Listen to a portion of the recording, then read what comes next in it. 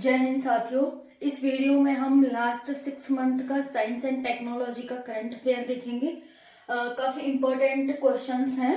एक वीडियो ये है, एक और वीडियो आएगी जिसमें हमारा लास्ट 6 मंथ का सारा करंट अफेयर कवर हो जाएगा। ओके, हम स्टार्ट करते हैं। क्वेश्चन फर्स्ट है, इसरो ने हाल ही में विकास इंजन का परीक्षण किया है जिसका उपयोग मानवयुक्त मिशन गगनयान को ले जाने के लिए रॉकेट को शक्ति प्रदान करेगा। इसरो का विकास में इंजन का परीक्षण किया गया है, उसका उपयोग मानवयुक्त मिशन गगनयान को ले जाने के लिए किया जाएगा, जो कि ये इंजन रॉकेट को शक्ति प्रदान करेगा। 3 स्टेजेस में जाएगा ये गगनयान मिशन। पहला है ह्यूमनलेस, जिसमें कोई भी ह्यूमन नहीं जाएगा। दूसरा है रॉकेट जिसका नाम व्योममित्र है, वो जाएगा। और तीसरे फेज में मैन जाएंगे, यानी कि आदमी जाएंगे। यहाँ पर इसरो के चेयरमैन एस सोमनाथ हैं और ये डिपार्टमेंट ऑफ साइंस के अधीन आता है। नेक्स्ट है, भारत का पहला प्राइवेट अंतरिक्ष रॉकेट विक्रम-1 को सफलतापूर्वक टेस्ट कर लिया गया है। भारत का पहला प्राइवेट अंतरिक्ष रॉकेट विक्रम-1 है, इसको सफलतापूर्वक परीक्षण कर लिया गया है। यहाँ पर देख सकते हैं, Skyroot Aerospace Private Limited के द्वारा इसे बनाया गया है। किसको बनाया गया है? विक्रम-1, जो कि रॉकेट है। ये प्राइवेट अंतरिक्ष रॉकेट है जो कि ये Skyroot Aerospace Private Limited के द्वारा बनाया गया है। Skyroot Aerospace Private Limited के को फाउंडर सीईओ पवन कुमार चंदाना है। आपको पता है यहाँ पर इसका काम क्या होगा? जो ये विक्रम-1 है, इसका काम होगा commercial mission various launches. Commercial mission को लॉन्च करने में, जैसे हम करते हैं ना कि हम किसी का भाड़े पर लेकर, किराए पर लेकर किसी की गाड़ी को यूज करते हैं, तो वैसे ही ये दूसरे औरों का भी और देशों की भी रॉकेटों को लॉन्च करने के लिए काम कर सकेगा। कमर्शियल मिशन होगा इसका, वेरियस लॉन्चेस होंगे। 3rd स्टेज है ये इसकी विक्रम-1 की। और यहाँ पर कलाम 100 की ये 3rd स्टेज है। इसकी कैपेसिटी 225 से 500 किलोग्राम की होगी। ओके, तो इतना आपको समझ आ गया होगा। भारत का पहला प्राइवेट अंतरिक्ष रॉकेट विक्रम-1 को सफलतापूर्वक टेस्ट कर लिया गया है। नेक्स्ट है, इसरो ने 14 साल की सेवा के बाद इनसैव 4B, जो कि एक संचार उपग्रह है, को निष्क्रिय कर दिया है। संचार क्या होते हैं? जो हमें टेलीकम्युनिकेशन की सुविधाएं प्रदान करते हैं, उन्हें संचार उपग्रह कहा जाता है। तो इसको इनसैव 4B को निष्क्रिय कर दिया गया है। 14 साल की इसने सेवा दी थी, अब उसके बाद ये निष्क्रिय हो गया है। 12 मार्च 2007 को लॉन्च किया गया था। कहां से किया गया था? फ्रेंच गुयाना से। एरियन 5 रॉकेट के द्वारा इसे लॉन्च किया गया था। इसका कार्य क्या था? इनसैव 4B का DTH and other communication satellite service provide करना था। जियो स्टेशनरी अर्थ ऑर्बिट में ये सेवा दे रहा था।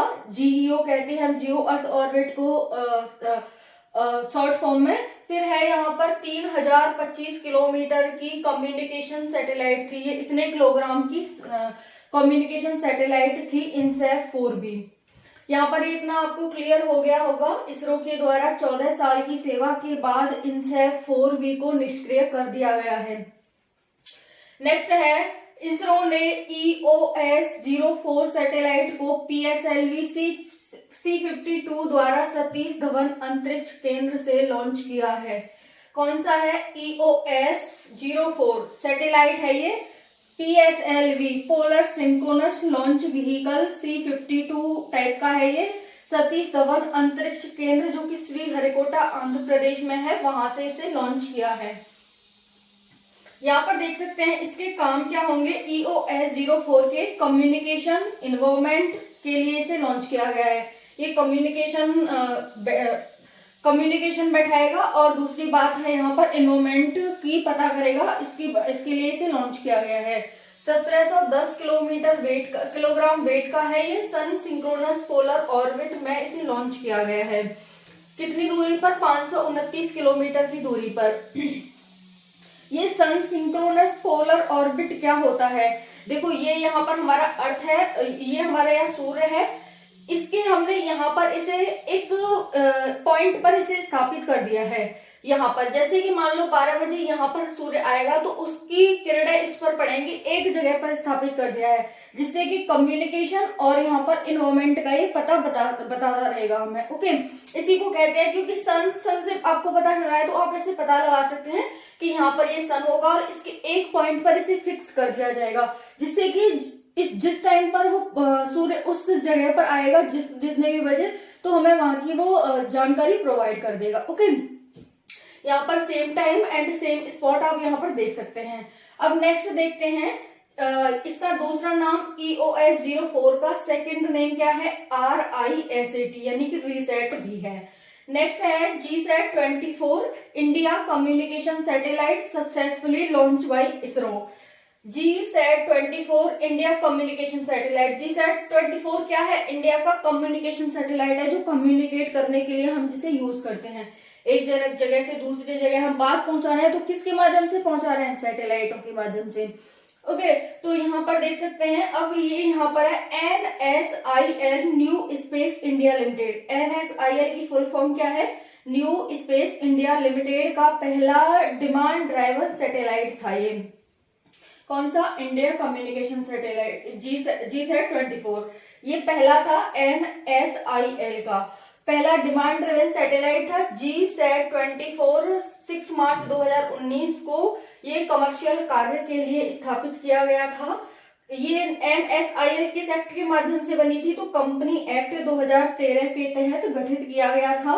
फ्रेंच गुइना से एरियन 5 रॉकेट से इसे लॉन्च किया गया है। किसे लॉन्च किया गया है, GSAT 25 को लॉन्च किया गया था। ठीक है, यहाँ पर देख सकते हैं फ्रेंच गुइना कहाँ पर है, साउथ अमेरिका में है। सबसे पहला ये फ्रेंच गुइना ही एक अंतरिक्ष स्टेशन है। अंतरिक्ष का मतलब पृथ्वी से कोई भी अंतरिक्ष में सैटेलाइट भेजते थे तो फ्रेंच गुइना से ही भेजते थे। अब तो सारे देशों के पास अधिकतर देशों के पास अपने अपने सैटेलाइट स्टेशन हो गए हैं जो कि भेज सकते हैं। तो यहाँ पर ये भेजा गया था GSAT 24 फ्रेंच गुइना से एरियल 5 रॉकेट का यूज किया गया था और इसका वेट 1480 किलोग्राम का था।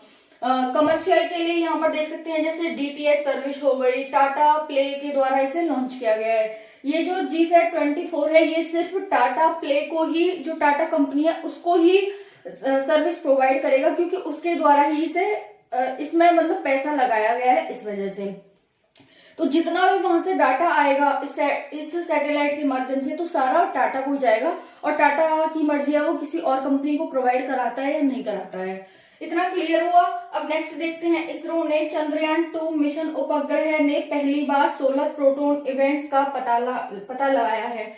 आप सभी को पता है चंद्रयान 2 भारत के द्वारा 22 जुलाई 2019 को लॉन्च किया गया था, जिसमें कि 3 चीजें भेजी गई थी। यहाँ पर देख सकते हैं ऑर्बिटर, लैंडर और रोवर। ऑर्बिटर अभी तक काम कर रहा है, उसी के द्वारा सोलर प्रोटॉन इवेंट्स भेजे गए हैं पृथ्वी पर। लेकिन जो लैंडर का नाम क्या था, विक्रम, और रोवर का नाम प्रज्ञान था। ये दोनों खत्म हो गए थे, यानी कि ये दोनों वहीं पर खत्म हो गए थे। लेकिन ये ऑर्बिटर है, ये अभी भी चक्कर लगा रहा है चंद्रमा के। तो चंद्रयान का मतलब चंद्रमा का पर मिशन भेजा था 22 जुलाई 2019 को।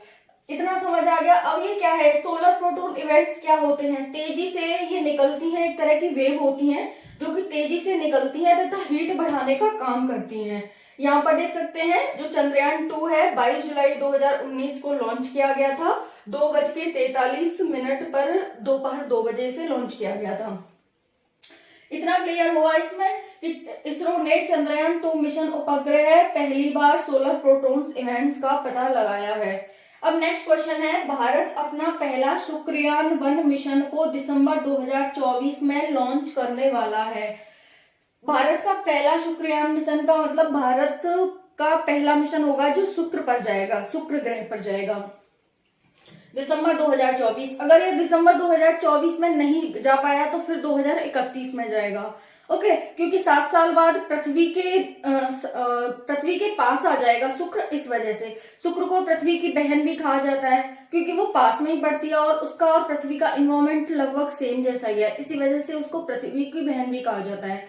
तो अगर 2024 में हम लॉन्च नहीं कर पाए किसी कारण से, जैसे कि 2020 में हम कुछ मिशन लॉन्च करने वाले थे लेकिन कोविड की वजह से नहीं लॉन्च कर पाए, तो भगवान न करे ऐसा कोई भी परेशानी आगे आए, ये 2024 का इसका टारगेट है 2024 में ही फुलफिल हो जाए। अब यहाँ पर देख सकते हैं इसका उद्देश्य क्या है। शुक्रयान 1 मिशन का उद्देश्य है सरफेस एंड एटमॉस्फेयर, और जो भी वहां पर कंपोजिशन होंगे उनकी स्टडी करना है, यानी कि क्या क्या वहां पर कंपोजिशन है, कौन कौन सी मिनरल्स पाए जाते हैं, उसका एनवायरमेंट कैसा है शुक्र का, सरफेस कैसी है शुक्र की, इसका पता लगाना है। यही इसका उद्देश्य है। किसके द्वारा इसे लॉन्च किया जाएगा? शुक्रयान 1 मिशन को GSLV Mk2 रॉकेट के द्वारा इसे लॉन्च किया जाएगा। अगर ये 2024 में नहीं होता है तो फिर इसे 2031 में भेजा जाएगा। इसकी विशेषताएं क्या है? शुक्र की विशेषताएं क्या क्या होती हैं? ये ग्रीन हाउस गैसेस के कारण सबसे गर्म ग्रह होता है शुक्र। फिर है यहाँ पर 500 डिग्री सेंटीग्रेड टेम्परेचर पाया जाता है। आप सोच सकते हैं अगर हमारे पृथ्वी पर 48 डिग्री सेंटीग्रेड टेम्परेचर हो जाए तो हम कहते हैं कि हीट वेव आ गई, लेकिन वहां पर यह है कि कभी अभी कोई मानव नहीं रहता है, इस वजह से इतना यहाँ पर टेम्परेचर है तो कोई फर्क भी नहीं पड़ता है।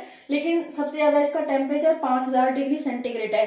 देखो बुध का भी नहीं है इतना टेम्परेचर। बुध सूर्य के सबसे पास पड़ता है, सबसे छोटा ग्रह भी है बुध, और सबसे पास पड़ता है, छोटा नहीं है, सबसे पास पड़ता है बुध के।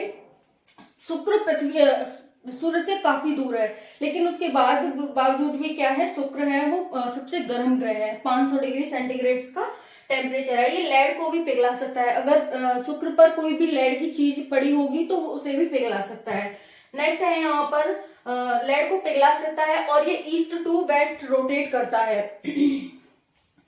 हमारे सारे ग्रह ऐसे हैं 2 ग्रहों को छोड़ करके जो कि ईस्ट टू वेस्ट रोटेट करते हैं, अदरवाइज सारे ग्रह हमारे वेस्ट टू ईस्ट रोटेट करते हैं। ये ISPCS में भी क्वेश्चन पूछा जाता है कि पृथ्वी किस डायरेक्शन से किस डायरेक्शन में रोटेट करती है, तो पृथ्वी वेस्ट टू ईस्ट रोटेट करती है। लेकिन शुक्र यानी कि वीनस और यूरेनस 2 ऐसे ग्रह हैं जो कि ईस्ट टू वेस्ट रोटेट करते हैं। पृथ्वी कैसे रोटेट करती है? इस तरह से। और ये वीनस और यूरेनस कैसे रोटेट करते हैं? इस तरह से। ठीक है, यहाँ ये ईस्ट है तो इस तरह से रोटेट करेंगे, पृथ्वी इस तरह से। तो यहाँ पर आप देख सकते हैं इसको काफी इंपॉर्टेंट न्यूज हो जाती है ये। नेक्स्ट है, अब यहाँ पर शुक्र के लिए दुनिया के अन्य मिशन, शुक्र ग्रह के लिए अन्य मिशन भी भेज रखे हैं दुनिया ने, हम वो भी देख लेते हैं। मैगलन मिशन नासा ने 1994 में भेजा था। वीनस एक्सप्रेस EU ने एटमॉस्फेयर की जांच के लिए भेजा था। यूरोपियन यूनियन जो कि 27 देशों का एक समूह है, तो वीनस एक्सप्रेस EU ने भेजा था। और यहाँ पर देख सकते हैं आकाशुकी, ये तो जापान का है, ये तो नाम से ही पता चल रहा है। आकाशुकी मिशन जापान ने भेजा था। ये भी एटमॉस्फेयर को पता लगाना था कि वहां का एटमॉस्फेयर कैसा है। अब हम नेक्स्ट देखते हैं, नासा 2023 तक ISS यानी कि इंटरनेशनल स्पेस स्टेशन को खत्म कर देगा। ये ISS 5 देशों के द्वारा भेजा गया एक स्पेस स्टेशन था जो कि इंटरनेशनल स्पेस स्टेशन था। इसको नासा के द्वारा खत्म कर दिया जाएगा। यहाँ पर देख सकते हैं 5 कंट्रीज हैं। नासा यानी कि USA की नासा है, जापान की जाक्सा है, यूरोप की ESA है, रशिया की रोसकॉस्मोस है, और यहाँ पर कनाडा की CSA है। इन 5 के द्वारा ये मिलकर के भेजा गया था। कहां पर इसे खत्म किया जाएगा? अंतरिक्ष में। देखो 2 जैसे 2 BH का एक तरह का घर टाइप का होता है इंटरनेशनल स्पेस स्टेशन। वहां पर जो भी हमारे वैज्ञानिक पृथ्वी से जाते हैं, जैसे अभी हम शुक्र मिशन भेज रहे हैं, हमने चंद्रयान मिशन भेजा था, तो हम वैज्ञानिक वहां पर स्टडी करते रहते हैं। तो अब रहेंगे कहाँ, रहेंगे क्या खाएंगे, इस तरह से इसके लिए स्पेस स्टेशन भेजे जाते हैं। भारत ने भी भेजा है और ये 5 देशों ने सबसे पहले मिलकर के भेजा था। तो अब इसकी एक लिमिट है, इसका एक टाइम पीरियड होता है।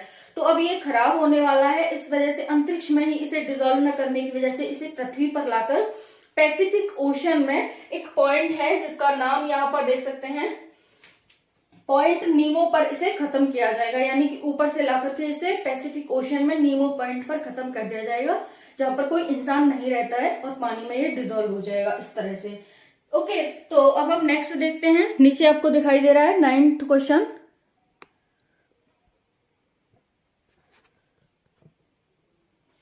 नेक्स्ट क्वेश्चन है, Muse and Helio swarm Parker solar probe solar mission को लॉन्च किया गया है। Muse Helioswarm and Parker solar mission को लॉन्च किया गया है। ये सोलर मिशन है, यहाँ पर अब पता चल रहा है सोलर मिशन, तो ये सोलर मिशन है, यानी कि सूर्य के लिए भेजा जाने वाला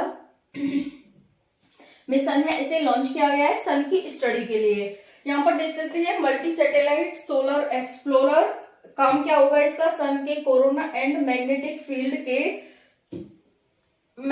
फील्ड ऑफ सोलर विंड के एनवायरमेंट की स्टडी करना है। यानी कि जो सूर्य से जो पवनें निकल रही हैं, सूर्य से जो रेज निकल रही हैं, उनके मैग्नेटिक फील्ड का स्टडी करना है और सन के कोरोना का स्टडी करना है। इसका ये काम होगा जो भेजा जाएगा यहाँ पर Musi Helio and Parker solar probe mission. Okay, तो यहाँ पर ये इस तरह से थी। एक और वीडियो इसकी आएगी जो कि आपको देखनी है, और वीडियो कैसी लगी कमेंट सेशन में जरूर बताना।